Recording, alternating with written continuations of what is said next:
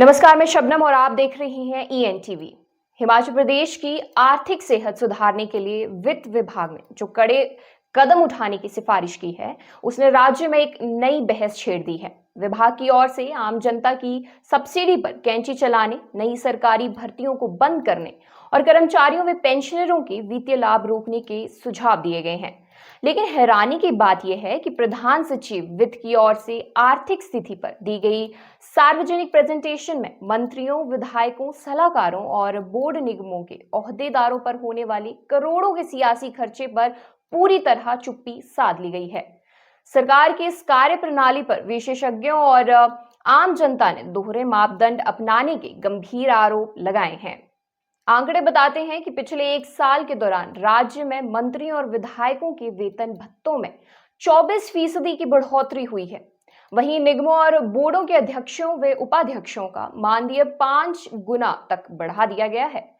मुख्यमंत्री के सलाहकारों को हर महीने लाखों रुपए की पगार दी जा रही है। राजनीतिक सलाहकार सुनील शर्मा बिट्टू और प्रधान सलाहकार मीडिया नरेश चौहान को 2.5 लाख रुपए मासिक वेतन के साथ आवास, वाहन और चिकित्सा पर प्रतिपूर्ति जैसी सुविधाएं मिल रही हैं।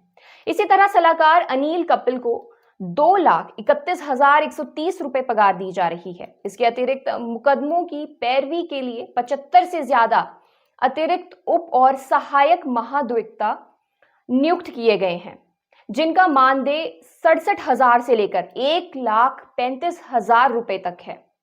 इस वित्तीय बदहाली पर पूर्व आर्थिक सलाहकार प्रदीप चौहान का कहना है कि इसके लिए नेता और अफसर दोनों जिम्मेदार हैं और वित्त विभाग राजस्व व्यय कम करने के लिए इन राजनीतिक पदों के खर्चे घटाने के सुझाव देने में नाकाम रहा है। दूसरी तरफ विपक्ष के नेता जयराम ठाकुर ने निशाना साधते हुए कहा कि उनके समय में बोर्डों के अध्यक्षों को 30,000 रुपए मिलते थे, जिसे वर्तमान सरकार ने 1.5 लाख कर दिया है।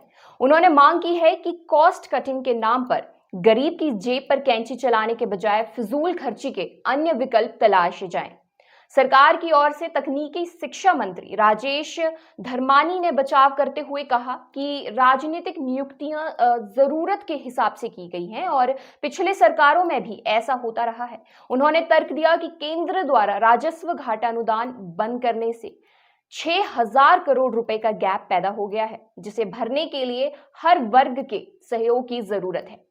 हालांकि विशेषज्ञ सवाल उठा रहे हैं कि जब आम जनता से सहयोग मांगा जा रहा है तो सरकार अपने भारी भरकम राजनीतिक अमले और उनके बढ़ते भत्तों पर खामोश क्यों है। ऐसी तमाम खबरें जानने के लिए देखते रहिए ईएनटीवी। नमस्कार।